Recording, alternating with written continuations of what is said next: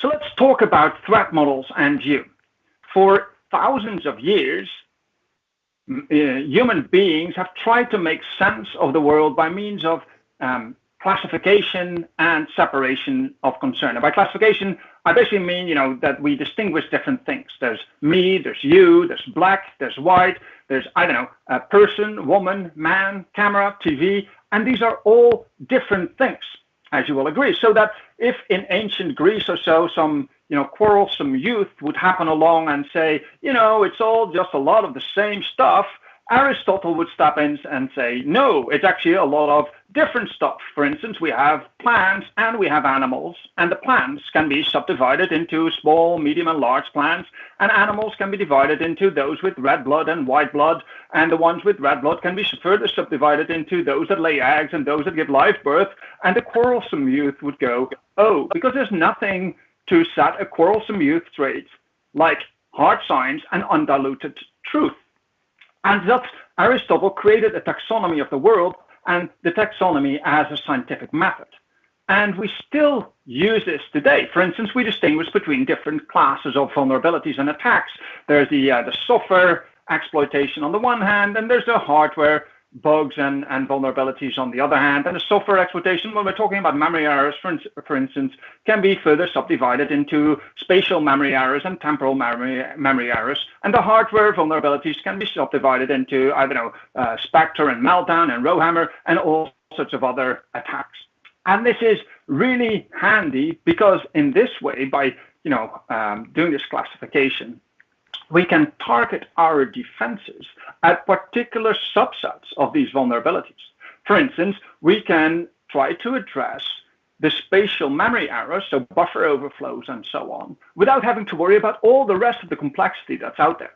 Or, we may address these class of speculative execution attacks without worrying about, temporal memory errors, for instance. Okay, so that makes it much more tractable.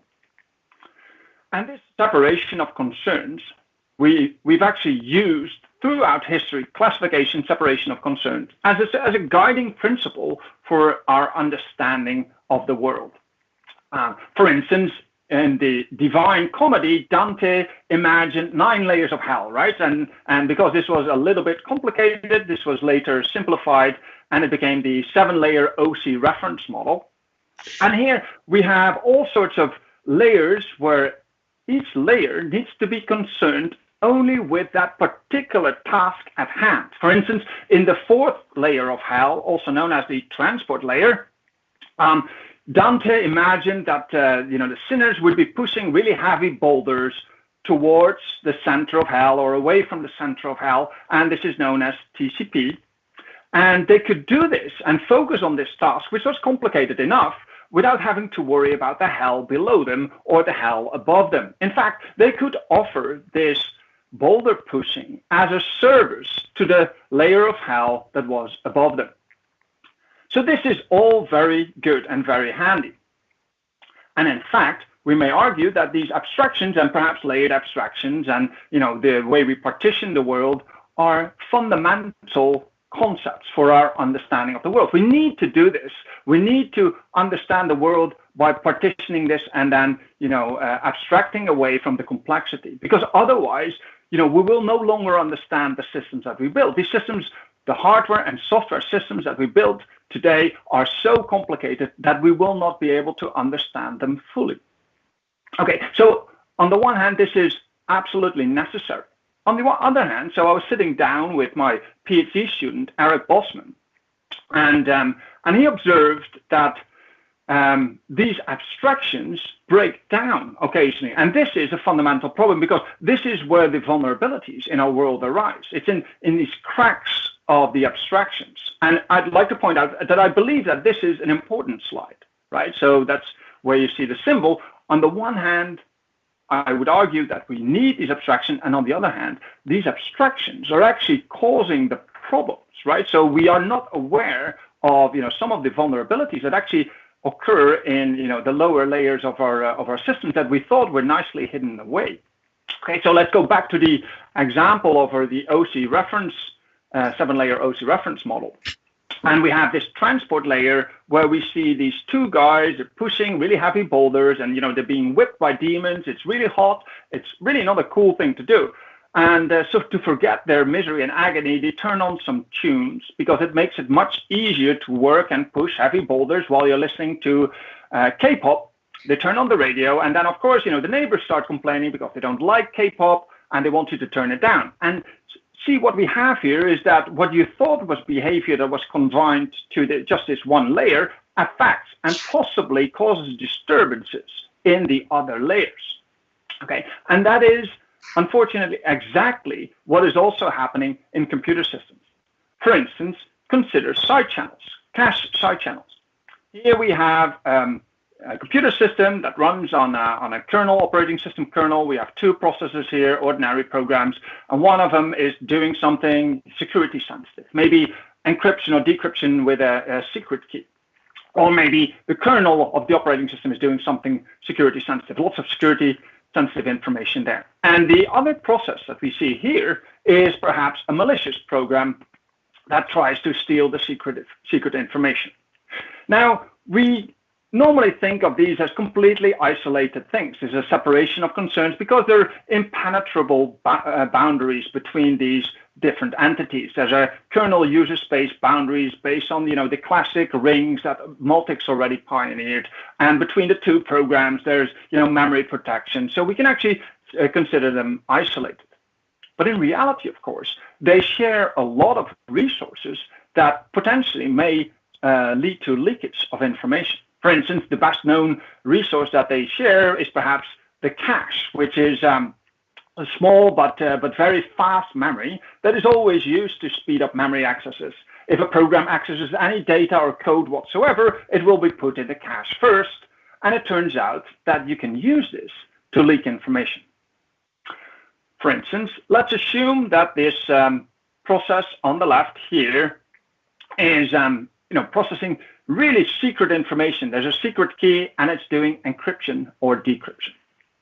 Okay, and what we typically do in cryptography is we go and through the key one bit at a time, and we do something, that is the red part here. We do something if the bit is equal to 0, and we do something else if the bit is equal to 1. Okay, so that's how we operate. So let's assume that this is done in the process on the left or in the kernel. I don't really care. At the same time, we've said there is a malicious program that tries to get the secret key. Now, what happens if the victim program tries to do the encryption or decryption? Well, if the bit of the secret key equals 0, it will do something, and that means that the code that corresponds to do something will appear in the cache at a particular location that is determined by the address of the do something function. Likewise, if the bit is equal to 1, it will do something else, and that means that the code that corresponds to that function, do something else, will appear in the cache at a particular location that is determined by the address of that function. Okay, and at the same time, the attacker is also doing using code, so accessing green memory in this particular case, and it will just cycle over a large chunk of memory, and this will eat up space in the cache also, and eventually it will use up all the memory that is originally occupied by the do something and do something else functions. So now everything is green, and the attacker will simply cycle over these locations and access them and time them. Okay, and so it will time them, and they will all be super fast because these green bars are in the cache. These are cache lines. Now, at some point, the victim process will try to do some encryption, and for that, it will access the secret key one bit at a time. And let's assume that the first bit is a 1, so it will do something else, and that means that the program the CPU will throw out one of these cache lines from the attacker, one of the green ones, and replace that with do something else, with the blue one. Okay. That means that when the attacker cycles over this memory area again, it will find that most of the accesses are super fast because they're in the cache, but then all of a sudden it realizes, hey, there's one that's very slow, right? And that corresponds to do something else. The one that corresponds to the memory location of do something else is very slow, so it knows that the first bit must have been a 1. Okay, and maybe sometime later it will find that the cache line that or the cache set that corresponds to do something. So the red code here is very slow, and that means that the next bit was a 0. And in this way, we can leak the secret key. Okay, so this is now is a cache side channel, and it means that the attacker, that the application developer needs to be aware of how the cache works. Okay, and that is really unfortunate, because what I consider to be the first law of software engineering is that we don't have to worry about all of these things. We have abstractions to shield us from all these low-level details and all of this mess, this hell below us. That is in our CPUs, in our caches, in our libraries, and so on. We don't have to worry about these things because they're nicely hidden behind abstractions and APIs. And we should just be able to build our application, say, a blockchain application.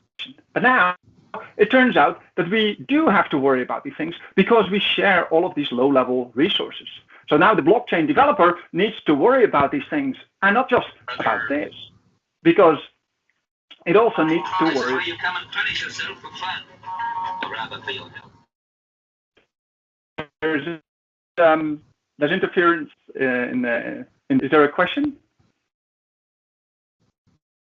Okay, so it's not just the cache that we need to worry about. We also need to worry about maybe memory, right? So it turns out that memory is vulnerable to the row hammer vulnerability, right? So if we have a row hammer attack, the attacker may access the memory super aggressively and then flip bits in memory. So now we also need to worry about that. How is this memory being used? We need to worry about all of these new speculative / transient execution attacks, such as Spectre, Meltdown, Riddle, Foreshadow, and all the others. Okay, that are CPU vulnerabilities. We need to worry about operating system functions that may be abused. For instance, memory deduplication is a very useful feature to reduce the physical memory footprint of a system by making sure that if there are multiple pages that are exactly the same in memory in different processes, we only store them in physical memory once, and we give both of these programs a reference to that same memory page.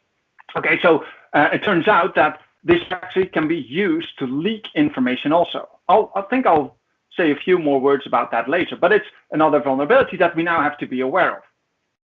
And we have to be aware of traditional memory corruption vulnerabilities, right? So buffer overflows and temporal memory errors. And we have to be aware of physical attacks, right? Where we sit down and measure the power consumption, or we maybe try to do a power glitching or some other, point laser beams at our circuits. All of these things are now the worry of our application developer. So here we have Aristotle, who is being forced to ponder the meaning and futility of his existence and losing the will to live. Everything that he does may impact any of these systems that he interacts with, and may have security implications. And the security, therefore, is determined not just by what the application developer does, but how it interacts with all of these super complicated systems that he thought were nicely hidden away behind abstractions. Okay, so the developer is not very, very happy and is worried about this. And I would argue that what we've been doing in security work, right, security research, security engineering, by and large, has been to try and reestablish, to restore these boundaries between our poor application developer and all of this complexity, all of this hell in which he operates. Okay, and unfortunately, this has not been super successful, and you may even question whether it's possible at all. So perhaps it's not even possible. Because in the end, the security is not necessarily just determined by the application developed by the application developer. It's not just determined by us getting the operating system secure or the memory corruption attacks out of this world or other things. It depends on all the interaction of all of these systems with this application, right? So, and that is super complicated. So I think that's an important observation. And now my slides seem to be stuck. Okay, so I would think the attackers might just be using any of these things to leak information. It's all just a lot of stuff, essentially. Okay, so important view graph here. I think the security of your solution, your application, depends not only on your code or the code and the environment, but on all possible interactions with your code and everything else. And that means, unfortunately, to write secure programs, right now in this world, you have to be aware of all of the ramifications of the interactions between your code and maybe the DRAM chips or the cache, TLB, all sorts of other aspects that you may not want to hear about, right? So you need to know everything else. And to state this more bluntly, what I've argued here is that the abstractions that we've been using, these layered abstractions, are considered harmful. They give this illusion that we no longer have to worry about all these things that are happening in the hell below us, but that's not true. We still have to worry about that. Okay, and at the same time, these abstractions are necessary. Okay? So that's not a great situation to be in, but it gets worse, right? Because I think what we been doing so far in security research is exactly what Aristotle has been doing, right? We've been classifying and partitioning this world in different branches, and we've assumed that there are boundaries between these, right? We've assumed that these threat models can be treated separately. All of these concerns that we have about software exploitation, speculative execution, rowhammer, etc., we approach these threat models in isolation. So we try to come up with solutions for each of them in isolation. We try to have mitigations for memory error attacks by means of maybe randomization or moving target defenses. Okay, and for physical attacks, we may try to lock down the hardware. And for the operating system features, maybe we turn off certain operating system features, such as deduplication. And for the speculative execution attacks, maybe we make it really difficult to abuse certain things in speculative execution, such as indirect branches. We may partition the cache so that the attacker and victim no longer share the same cache lines or cache sets or ways. And maybe for the vulnerabilities in DRAM, the rowhammer vulnerability, maybe we occasionally refresh the memory cells in DRAM to stop the rowhammer problem. Now, all of these things we do as defenses work only if there are actually boundaries between these different classes of vulnerability. But of course, there aren't any. These boundaries exist mostly in our heads. In reality, the attacker can use the full spectrum. There are, everything we see out there outside of the scope of this application developer. It's just a lot of stuff. And attackers may use anything from anywhere and combine them in any way they see fit. Okay. So that's another, what I consider another important view graph. This notion of treating threat models in isolation is actually, it's a mistake, because attackers can mix and match these things to their heart's delight. They will not follow your rules. They will mess with everything. Okay. So they combine different threat models, different attack factors in different ways. And I've mentioned 3 different ways in which you can combine them sequentially, concurrently, and symbiotically. And I'll give examples of those. Maybe you could argue whether concurrently is a separate. I think the symbiotic combination of different attack factors is actually very interesting. But let's have a look. So what we're kind of used to is the sequential combination of different attack factors. We're quite accustomed to this. we use one class of attacks, for instance, transient execution attacks, to accomplish the first step, and then follow that by the second step that uses different attack vectors. For instance, in this figure, we see that we use a transient execution attack, riddle MDS, to break address space layout randomization, some moving target defense. And that gives us knowledge of the address space layout that we then can subsequently use in a code reuse attack using more traditional memory corruption. And that will give us an answer.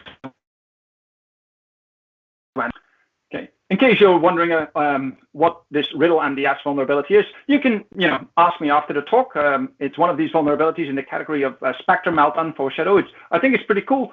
And I have some backup slides if you're interested in this. Now, we know all of this, right? The sequential combination of different attack vectors to obtain an end-to-end exploit is something that we've been doing in the past for a long time. Here's another example that something that we published actually a couple of years ago. It won one of these PWNIE Awards that Julia alluded to. And it was making use of the memory deduplication functionality in Windows 8 and Windows 8.1 and Windows 10. Okay, so memory deduplication, as I mentioned, saves physical memory by merging pages of memory if they are the same. Okay, and they store only a single copy, but they store that copy on write. Okay, so that because you don't want it, so it's fine if you share the same physical page frame in two security domains, but if one of the security domains modifies the content, you don't want this to corrupt the content of the other security domain also.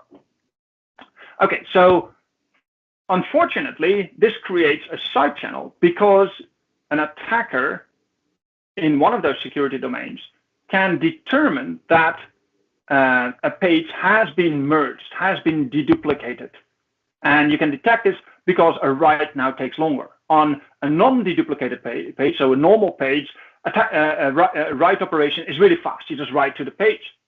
But if a page has been merged, so if it's deduplicated, now it becomes much more complicated because a write, it's a copy on write page, so you have to trap into the kernel, and the kernel has to look at it and say, oh, it's copy on write, so we need to make a new fresh copy for this process, and we need to update the page tables, and then we have to go back to user space, and then we have to write. All of this takes measurably longer. Now, since you know this, so you can measure that your page has been deduplicated, you can use this to leak information, right? So it means that if you notice that your page takes longer to write to, you know that somebody else has the same content in memory. So you leak something about the content that the other process has in memory.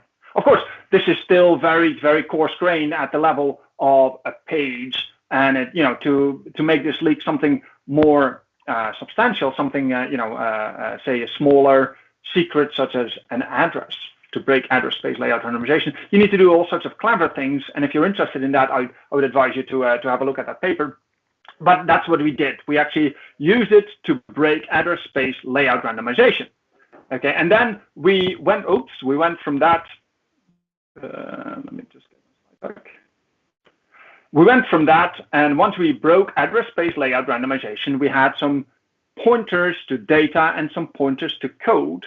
We corrupted those pointers to point to things that we controlled, right? So instead of, from JavaScript, we had a JavaScript object which had a method. We made sure that the pointer to that method was modified to point to something that we wanted to have executed using this row hammer bit flip. And then we have an end-to-end exploit. Okay, so, but like I said, the sequential combination of different attack vectors is something that we've been doing for years. What is perhaps less common is when we need more than one attack vector to accomplish one thing, right? So for instance, we recently published a paper where we need two attack vectors, two different attacks, to break down the entropy of kernel address space layout randomization. It's an attack that we describe in our tag bleed paper that is published at Euro S&P 2020. And it breaks kernel address space layout randomization, which has on Linux for the kernel image 9 bits of entropy. So there's 9 bits of randomness. And the first 7 bits we obtain using an attack that abuses modern translation look-aside buffers, TLBs. And the details are clearly beyond this presentation, but essentially the level 2 translation look-aside buffer, so the level 2 TLB in modern Intel processors is a 12-way set associative cache. And in this TLB, there are 128 cache. And using a side channel, very much like the cache side channels that we saw earlier, we can determine which of these 128 sets in the TLB corresponds to a target address. So 128 sets, so that gives you 7 bits. So it gives you 7 bits of the address. And for the remaining 2 bits, we use a different cache side channel that uses the fact that the memory management unit, when it's doing a page table walk, uses the same cache as regular processors. And it's using cache sets that are determined by bits in the virtual address, right? So it's doing a lookup in a page table using the bits in the virtual address. And so if you see which cache line gets indexed, you also know which bits were in that virtual address. So that gives us the remaining 2 bits. Together we break kernel address space layout randomization, and then we combine that again sequentially with a traditional memory error exploit for the end-to-end exploit. Now, I don't want to go into this with more details. This was perhaps already too much detail. If you're curious about this, ask. I have some backup slides on this also. What is interesting, perhaps, and anecdotally interesting to mention, is that these tagged TLBs that were used in the attack are absolutely essential for kernel page table isolation, which is the one of the essential defenses against the meltdown attack. Okay, but they were never, KPTI was never designed for this to begin with. So the original Kaiser patch was designed to protect kernel address space layout randomization. It completely isolates kernel and user space. But now, because of these, if you're curious about this, have a look at the paper. But because of these tagged TLBs, we can actually break this. And so the tagged TLBs are essential to implement kernel page table isolation efficiently. But at the same time, because we have these tagged TLBs, they actually remove some of the security that was the original raison d'etre of the Kaiser patch that was part of KPTI. Anyway, so that's just anecdotally. So basically what I'm saying is we have sequential combinations, and in this case we have something that we've used together to just break one thing. We break 9 bits using 2 different attacks. Perhaps the more interesting thing is the one that's coming next. So if you didn't fully understand the previous slide, don't worry, everything is totally fine. Ask me if you have any questions and I will explain. What I really want to talk about is the next class of attack, of combining attacks. And this is perhaps even more complicated. So maybe I should have said, don't worry about a thing yet. Because the last class of combining attacks is what I called, a symbiotic combination of 2 threat models. In this case, we have 2 completely different threat models that reinforce each other. They help each other. Okay, so they make each other stronger. And this is much less common, I think, and it's an example of that is the BlindSide attack that we present at CCS 2020. So here we have 2 completely different threat models: speculative execution on the one hand, and traditional memory corruption, traditional software exploitation on the other hand. And neither of these 2 can easily lead to exploitation, successful exploitation on a modern system. Okay, but if we combine them, it turns out that exploitation becomes really simple. So here we see that the combination of these 2 is greater, offers something that is greater than the sum of its parts, as I shall illustrate in the next few slides. Okay, so I haven't seen much of this, and before I go on, I should mention that much of the credit should go to our PhD student, N.S. Guptas, who did much of the heavy lifting here. Okay, so it combines two completely different threat models. One of them is speculative execution. So consider Spectre, which is a speculative execution attack, and it made major headlines in 2018. And for some reason, it has a logo. I don't understand, so it's silly to have logos for vulnerabilities, but there you go. It's still a very serious vulnerability that has still not been completely solved today. There are many different variants of the Spectre attack, and one of the variants is one that we see here, where we jump or call to a calculated address. Okay, so we go to some address that needs to be calculated, and at some point, the CPU doesn't really know the outcome yet. It doesn't know where we're going to jump to. But it speculates on the outcome, right? So maybe the previous few times it jumped to a particular address, and it's going to assume that it will jump to that particular address again. Okay, so it starts executing instructions there before it even knows whether this is the right address to continue execution. And if the speculation turned out to be incorrect, it will undo all of the architecturally visible effects. What the attacker can, there's actually, it will appear architecturally as if this speculatively executed code has never been executed. And what the attacker can do is try to force this prediction. It can, the attacker can try to train the predictor to jump to a particular target in the attacker's own code so that it will speculate that this is also going to be the outcome in some other code, in the victim's code also.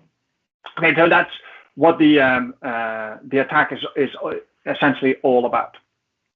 Okay. In fact, in the BlindSide attack, we made use of two of the Spectre variants. In Spectre, so the one at the bottom is the one that we saw earlier, right? So this is the call or jump to some calculated address, and we cause a misprediction so that it goes to some target that the attacker controls.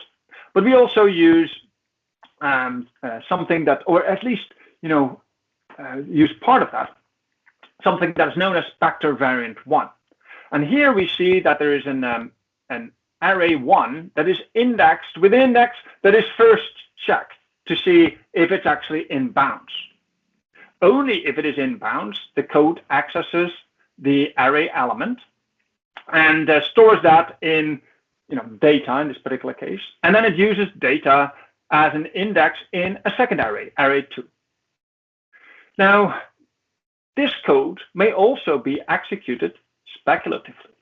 For instance, if the last 10 times that we executed this, the index was less than bounds, so it was in bounds, the CPU will speculate that it will be in bounds again and start executing this code, even if the 11th time we provided a value that is not in bounds. In other words, the CPU will now speculatively read values from memory that it is not allowed to access. In principle, that should not be a problem because it does not commit the results of this speculatively executed code until it knows that the speculation was correct. If it wasn't correct, it will squash the architecturally visible results. However, there are also traces at the microarchitecture, so below the architecturally visible level. Okay. So for this, to show this, we're going to use a cache side channel again.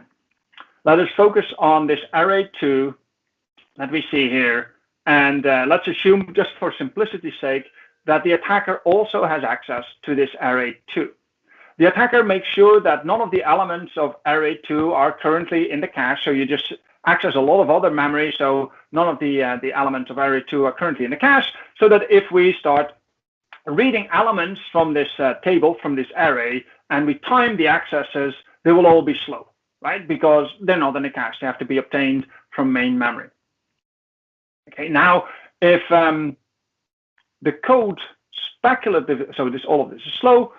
Now, if the code speculatively executes these instructions here, and let's say that we find at the location indicated by the offset from the array by index, the value that it finds there is a byte of a value 2, then this means that this byte will be accessed here.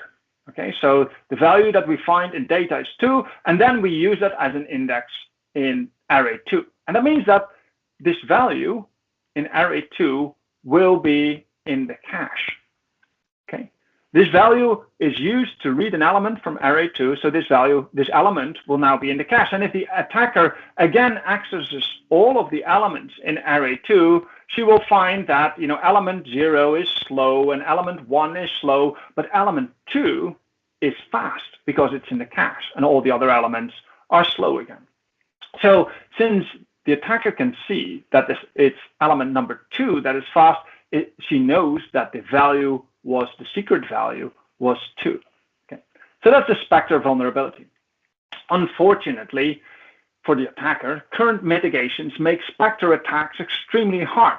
For instance, we have software mitigations such as red pollines and hardware mitigations that make it very difficult to have a poisoned indirect call used to direct the control flow. So to have some poisoned predictor value to determine the control flow. And likewise, modern code uses pointer or index masking to make it very difficult to do the out-of-bounds attacks, and there's a bunch of other things. So Spectre attacks on modern systems are very, very difficult. Okay. What about the traditional software exploitation? We probably all know about buffer overflows and other memory errors where a program reads data and forgets to check whether or not the data that it reads actually fits in the buffer. And if the attacker provides more data, it will overflow some value in memory that contains, let's say, a code pointer, right? So return address or function pointer or so. And that means that the attacker can determine where the program is going to jump to. Unfortunately for the attacker, a memory corruption is no longer enough to compromise a system. Nowadays, code injection attacks are stopped by the NX bit or data execution prevention or whatever you want to call it. So we have to reuse code that is already in the binary. And this is also complicated because of moving target defenses, randomization, and especially if this randomization is fine-grained, more fine-grained than we currently have. And maybe if other defenses are applied also, for instance, execute only memory and so on. It means that if we try to jump somewhere that is not a valid code address, we may crash. So in many of these places, we will actually crash. Okay, so that's what blind attacks are all about. So blind attacks try to exploit a system without knowing the address space layout randomization. So blind attacks I think they're super cool. They assume that you can corrupt a code pointer, but you have no information leak. Instead, you just jump around, right? So you jump around, and most of the time, when you jump, this will lead to a crash, but not always, right? For instance, sometimes it will not lead to a crash, but maybe it leads to a hang, okay? So what blind code reuse attacks do is use these side effects, these crashes and hangs and other effects, to infer what code must have executed. And in this way, it eventually pinpoints specific gadgets. But of course, you can only do this if you can happily jump around here and not worry about this crash. So only if your code is crash resistant. For instance, this is the case in some web servers, right? So web servers that have child processes, and it doesn't matter if the child crashes because the web server will automatically fork a new child process and it will continue running. This is the crash resistance.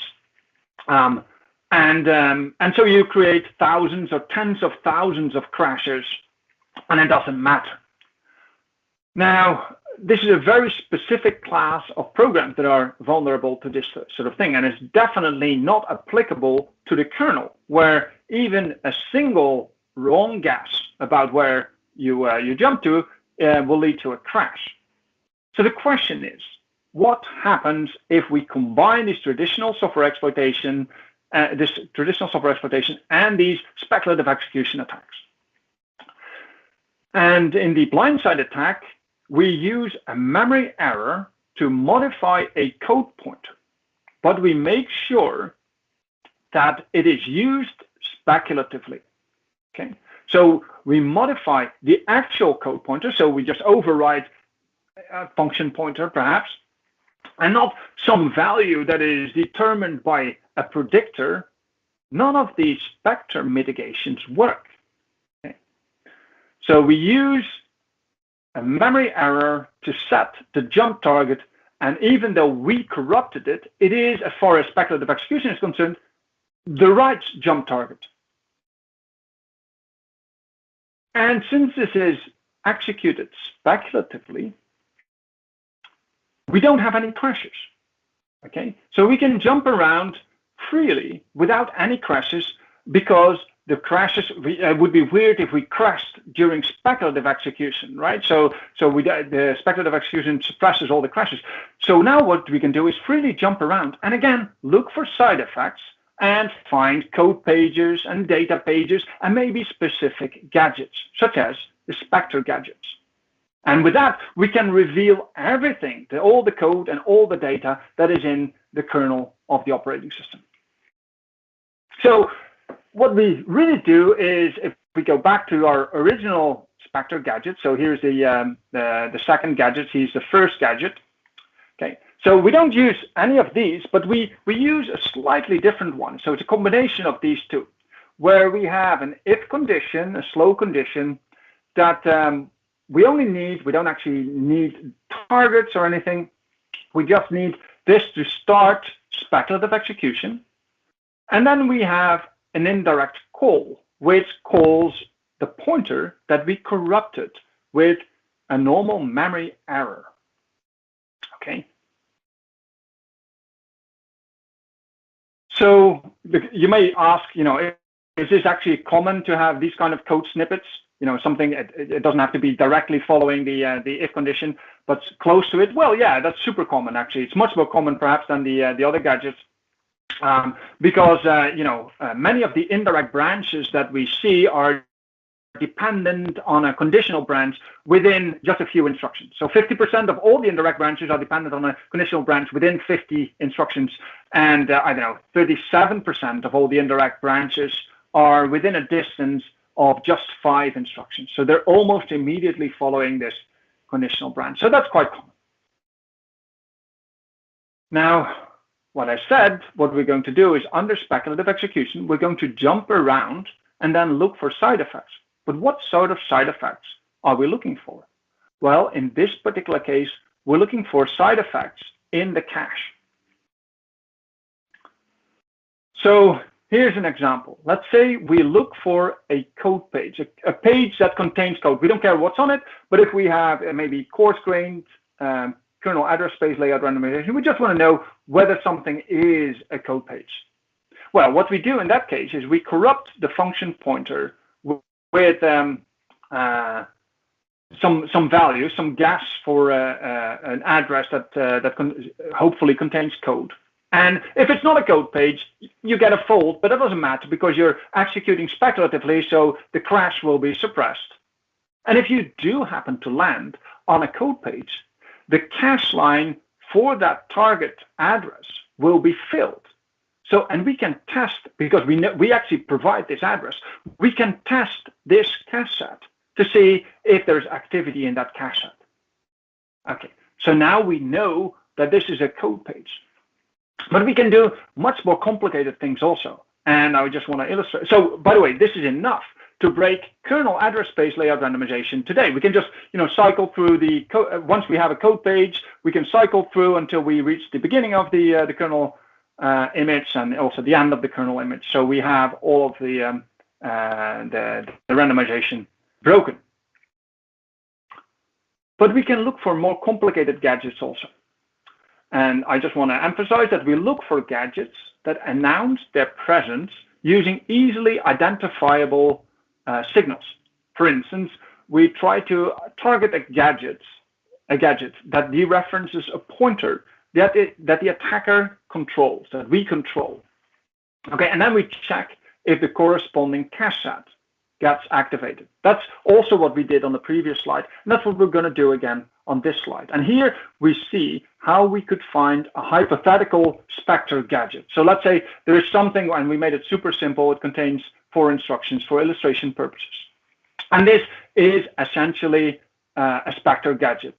We access a variable A from memory and use that as a memory address. So we read some value in memory with whatever address that we put there. Okay, so we do that in line 2. We use it as a memory address in line 2, and then in line 3 we read another value from memory, and that is the base of an array. And then in line 4 we access an element in this array from this base, in other words, that is determined by the value that we read earlier. Okay, so the value that we read in line 2 here. Now, how do we detect this? Well, we corrupt not just this function pointer, but we also corrupt other values, maybe some other values in the same object or so. Okay, so we corrupt A and B also, and since we actually know we fill in the base of the array, so we control this. We need to also add some known value that is used as the index. So what we do here is we use a data page with known data. For instance, the page that sits between the kernel image and the kernel heap and FISMAP, right? So that contains known data. So we can pick a known value there, and then we know exactly which address in memory is going to be referenced, and therefore on which cache set we should see activity. Okay, so we pick B, we know V, which means that we know exactly which cache set will be accessed. And then we find this Spectre gadget. And once we have a Spectre gadget, we can use that to read any value from memory. Okay. So this will leak anything in the kernel. And we can find, data pages also, maybe using a gadget such as this one, where we corrupt a function pointer and also a pointer that is used as an index. So this P1 is used as an index into memory. Okay, so we know exactly which page will be accessed, and which address will be accessed and which cache set, in other words, should be seeing some activity. Okay, so in other words, we're able to, determine everything that is in the kernel, code, data, anything at all. Okay. So here is the one important slide, right? So here's an important slide.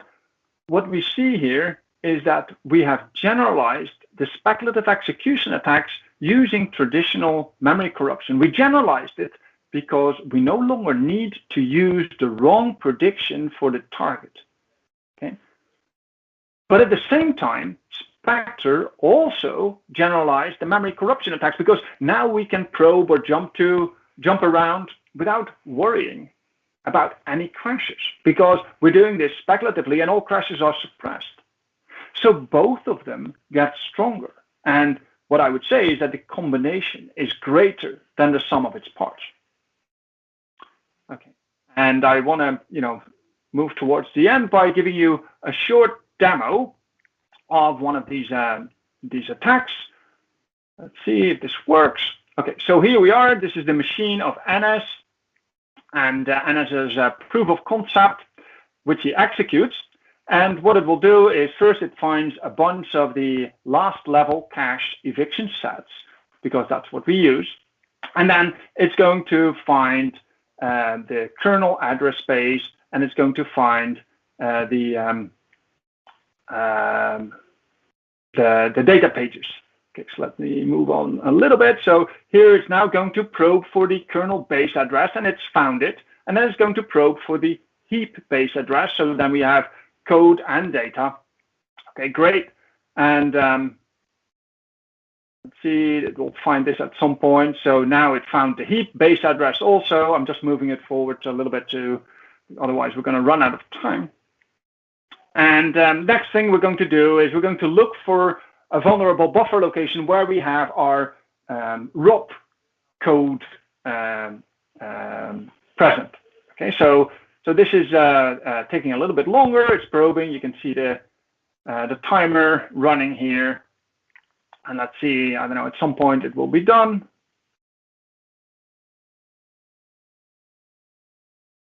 So happily going. And here we go. So after some time, it will find this vulnerable buffer location, and then it will start executing the code, trigger the ROP chain, and at some point we are root. And sure enough, if we now type, who am I? It turns out that we are root. Okay, great. So this is an example of one of these attacks. So I just want to emphasize what we've seen. We had a normal user, NS. We run some proof of concept here. It finds eviction sets. Then it looks for the kernel image. It looks for data pages. And then it looks for the page that contains the ROP payload. And then we get root. To conclude, and I think this is roughly the time where I have to conclude. What we've seen so far is that the abstractions, and certainly the layered abstractions that we have to use to make all of this complex mess understandable and tractable, are to some extent both harmful and necessary. They're necessary because otherwise we cannot make sense of this world. But they're also harmful because there are things going on in this mess that we need to be aware of. We need to be aware of that the fact that there are cache side channels, and therefore we have to make our code constant time. Okay, so that is now on the application. But it's not just the cache; it's also DRAM, it's also operating system functionality, it's vulnerabilities, physical attacks, all sorts of other things. And to write really secure code, you kind of need to know everything about everything, and that is, of course, not possible.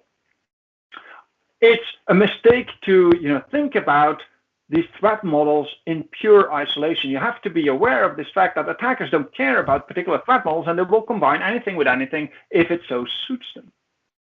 And if you do that, you might actually create some Frankenstein monster that is greater than the sum of its parts. So in the end, I would say the quarrelsome youth from the beginning of the presentation may have had a point when he said, it's all just a lot of stuff, and the attacker can use anything that the attacker wants.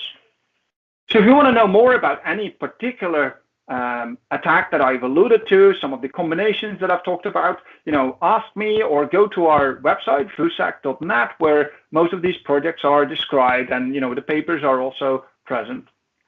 Follow us on Twitter, or just ask me right after this presentation. And I think I'm still, some 2 minutes ahead of schedule, but I'd be happy to take any questions. Thank you. Okay, thank you very much for the nice talk. You get 1 round of applause. Fantastic. So we have some questions in the chat. People can feel free to ask some more questions in the chat. So I'll start with Matthias Peyer from EPFL. He says he loved the path towards realistically exploiting side channels as part of an exploit chain. Many side channels rely on low noise environments. How will this scale to busier systems, i.e. how resilient are these attacks against noise?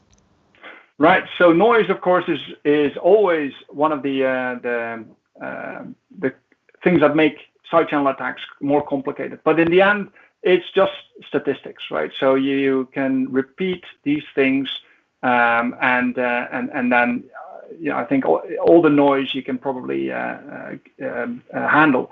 So, for instance, in the BlindSide attack, right? So there's some noise where we pick an address of a cache set, and we typically try to use a relatively quiescent cache set if we can, to measure activity. But of course, there could be some activity from some other code that also accesses the access, and then we get some noise that we need to deal with.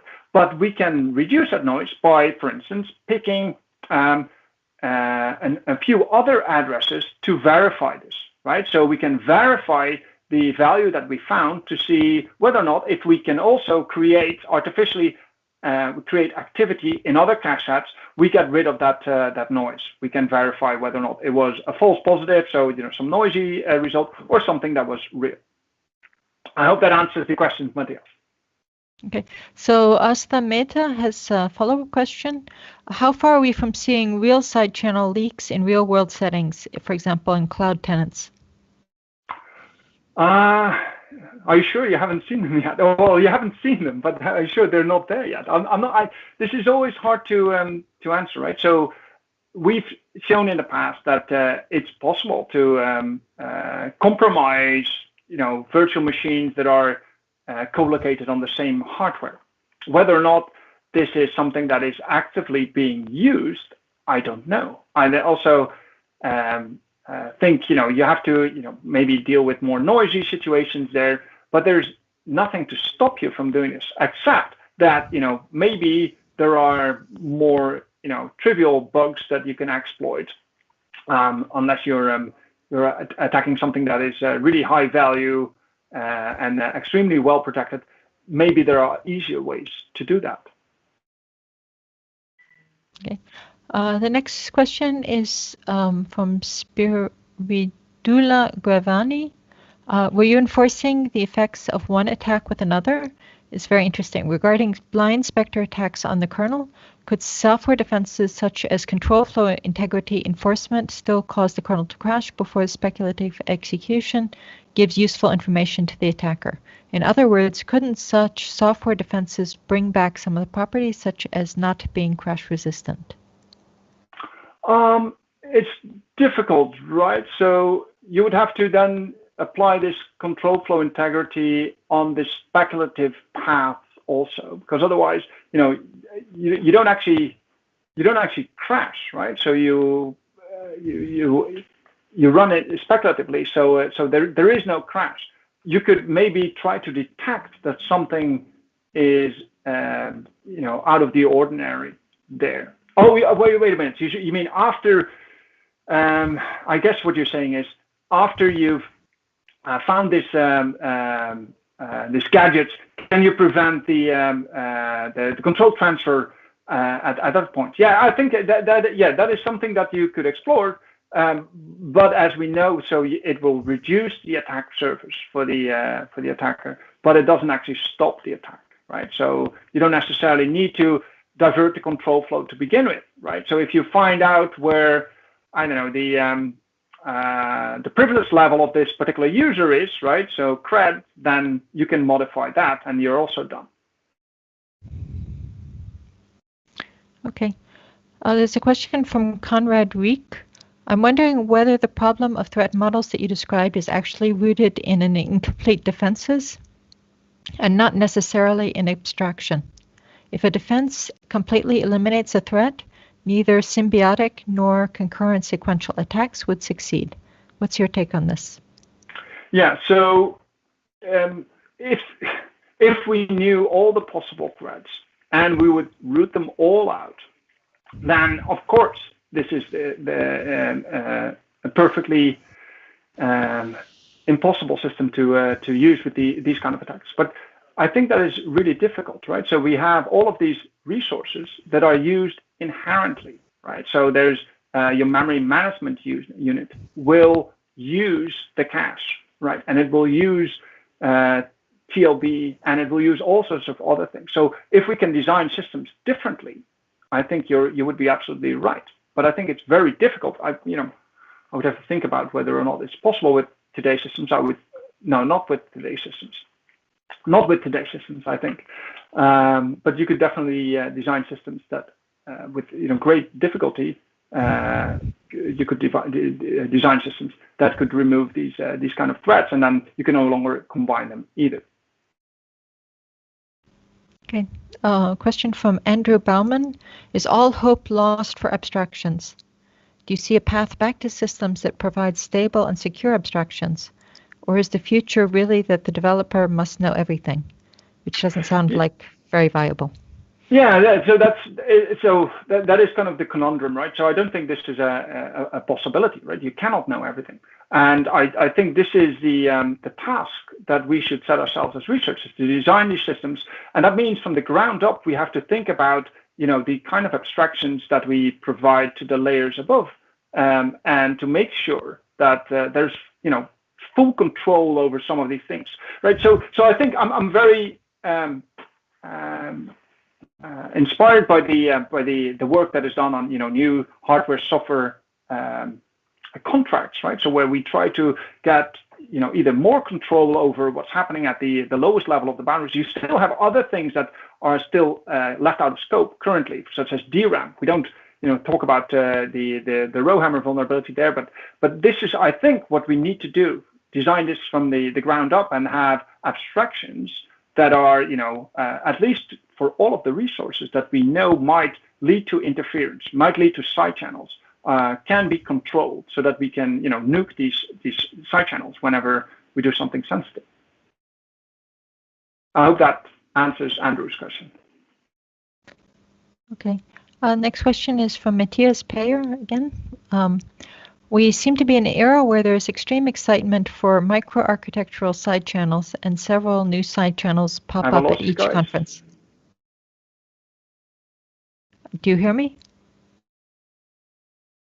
Hello? Herbert?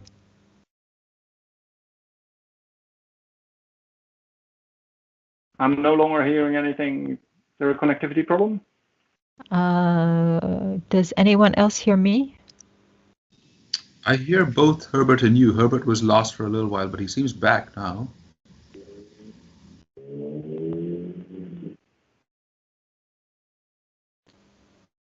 Okay, now I can hear you guys again.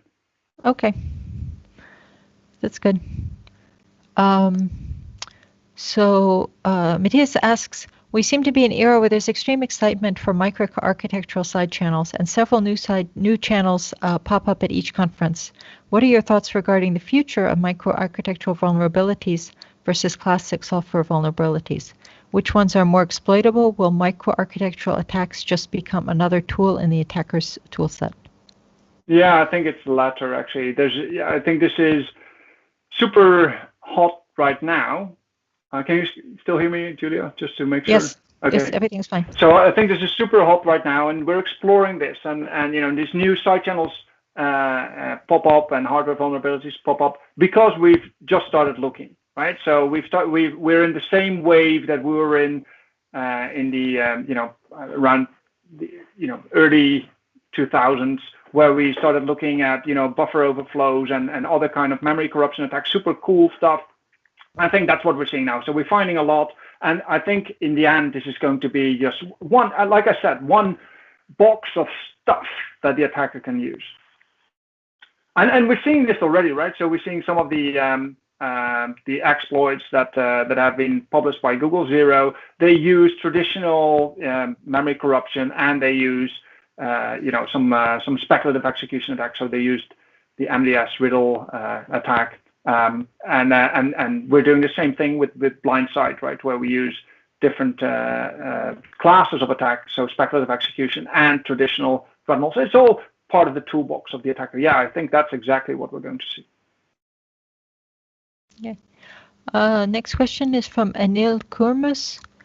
Very entertaining and instructive talk. BlindSide is a very clever attack, but requires a fairly powerful memory corruption vulnerability by assumption. For the kernel vulnerability that you have used, have you checked whether it could be augmented to bypass ASLR using traditional known techniques? For instance, by simply overwriting a length value used in a read access and leaking kernel data. Yeah, so we did have a look at this. We could not find anything, out of the box. I'm not going to claim that it's not possible, but we could not find it. But you're right. So you need to have some memory corruption attack. But memory corruption attacks by themselves are still a long way away from actually getting full code execution or root access. Okay. Next question. But yeah, maybe I should say a few more words about this. So it's definitely the case that with memory corruption attacks, such as if you have an arbitrary write primitive, so that you can write anywhere in memory, then it may well be possible to elevate that to something that also reads addresses. Okay. So, but there's still, the problem of, is this enough to bypass advanced defenses? So not just the kernel address space layout randomization that we have today, but also, super fine-grained randomization, right? Maybe at the function level or the basic block level or so. And what if we combine that with execute-only memory and so on? So it's unclear whether you can do this for the majority of the memory corruption attacks that we have even today. Okay. Next question is from Nicola Dragoni. Concrete action as a next step to solve, or what is some concrete action that can be taken as the next step to solve the problem? Also, considering that most IT people do not have a security background, the "you must know everything" is not really realistic. Should we rethink security from scratch? Yeah, so it is deliberately provocative, right? So the you must know everything it's a doom scenario, right? So this is the worst thing that you can demand from an application developer. So, but yeah, I think what we need to do is really carefully as Andrew was saying, right? So we need to carefully rethink the abstractions that we provide to higher layers. And I'm not sure whether we can ever get this right, but we can definitely do a much better job than what we're doing there. But I think that starts at a much lower level than just adding some software hardening defense to kernel code or some extra moving target defense to your operating system or your binary. It goes much deeper than that, and you need to know about these things and think about these things and make sure that there is no leakage possible. But it's difficult because some of these things are not inherent to the lower layers of the system that you're depending on. It's actually inherent on the lower layers of the system that you're depending on in combination of the code that you're executing. And maybe there is something there that we didn't think about yet, but can lead to some side channel that is hard to eradicate. But I think that's the level that we're starting. So I think there's a lot of interesting work currently being done in new processor architectures, which I believe is going to be super interesting in years to come. So do you think we need to rewrite the operating system or reorganize the operating system, or, as you said at the end, are we going to just hope that the architectures will help us or get rid of their problems and then we can just move on in a normal way?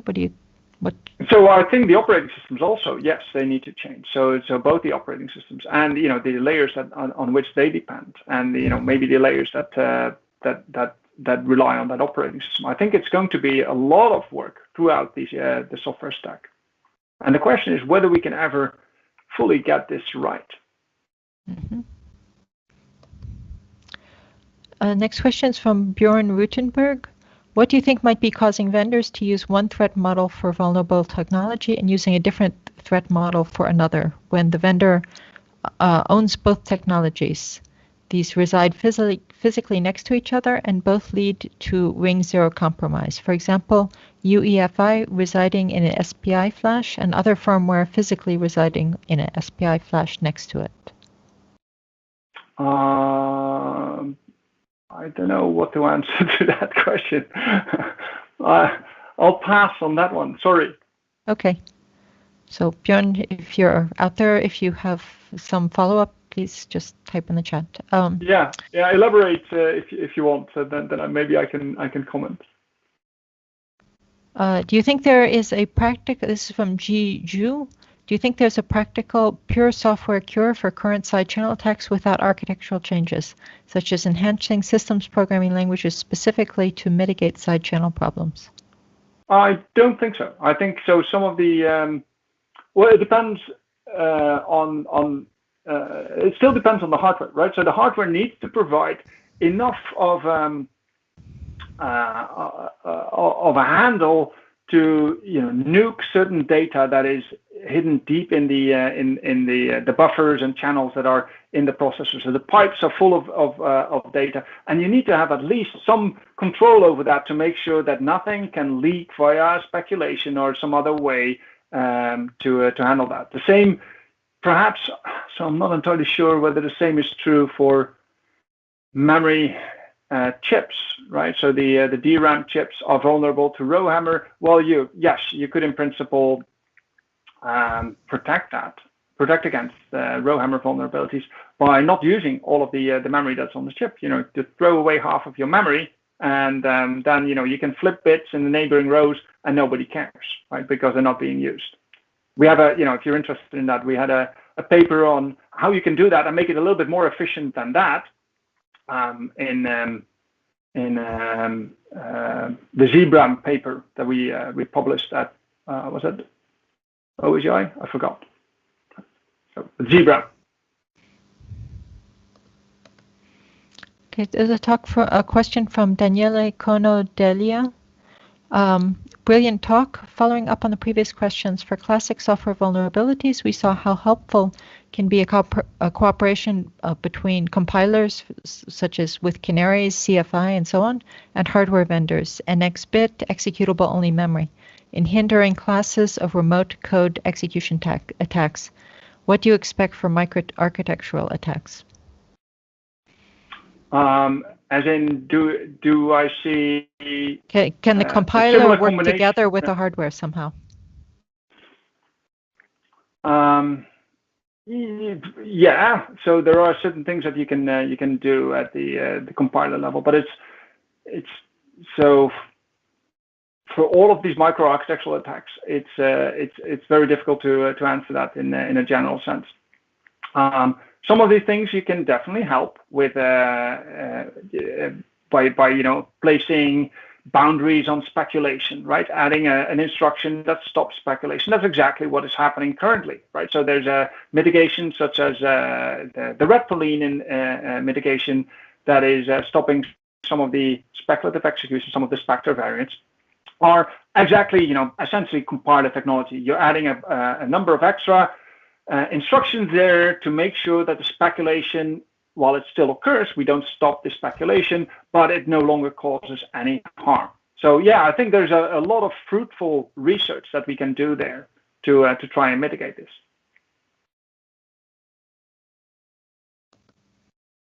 Okay, so a follow-up from Bjorn on the previous question. So to elaborate on my previous question, I'm wondering what your thoughts are on causes for one vendor using different threat models for technologies they own, when the consequences, ring zero compromise, are the same, and when the technologies reside in the same system.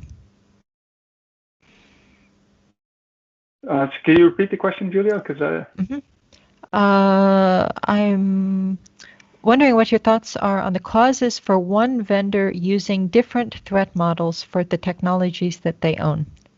I see. So you have one threat model for the the BIOS and another threat model for something else. Mm-hmm.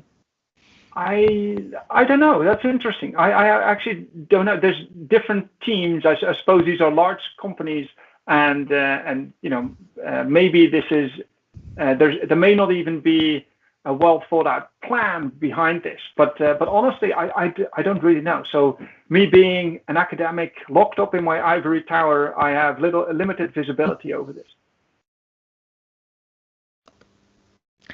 Okay. But it is an interesting thing, yeah. So I do agree, and I'd be curious to find out.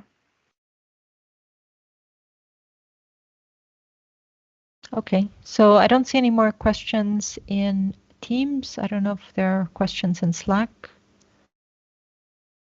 Nikhil? No, nothing from YouTube so far. Sorry, I keep saying Slack. In YouTube, okay, so no questions. So one thing I was wondering myself is, so you've made a good argument that it's threat models, it's kind of hard to kind of hard to pin down what is the future of research and security somehow? If the researcher can't pin down what the threat models should be, how can we make any meaningful progress? Yeah, so I agree, right? So we can't come up with new solutions if we don't target a particular class of vulnerabilities. I think that is, we have to be realistic there. We cannot avoid doing this. So we have to have, if we publish a new solution and we write about this, we have to explicitly indicate that this is our threat model. But we also constantly have to be aware of the fact that this threat model is, assuming that a lot of stuff is not happening. And we have to think about whether or not this is a realistic way of looking at the world, and whether or not this will actually stop the attack if the attacker starts to shop around a little bit more, right? So let's, even at the level of regular code reuse attacks, so ROP, return-oriented programming attacks, what we've been doing in research for many years, since the original paper was published by so the hacker community had been doing this for longer, but the first academic paper was published in 2007 by Hobaf Shacham. And what he showed in the paper is that you can use static analysis to find gadgets, and then you can construct one of these ROP chains. Now, all of the solutions that came afterwards used that threat model, right? So where we have static analysis to see if we can find these gadgets. But in reality, there's no reason why an attacker should stick to static analysis. And it's some 10 years after the original paper, we published a paper that showed that even with super trivial dynamic analysis, you can bypass most of these really advanced defenses trivially, right? Without any effort. So this was just the simplest kind of dynamic analysis, taint analysis that we threw at this, and we would find all the gadgets that we needed to launch attacks that lead to full compromise. So we constantly have to think about, is this actually the threat model that an attacker would stick to? I think that's what we need to do, and it's complicated. Mm-hmm. And I think we have to be aware of this fundamental problem that the attacker doesn't care about your threat model. Mm-hmm. Okay, are there any further questions? Have I missed any questions?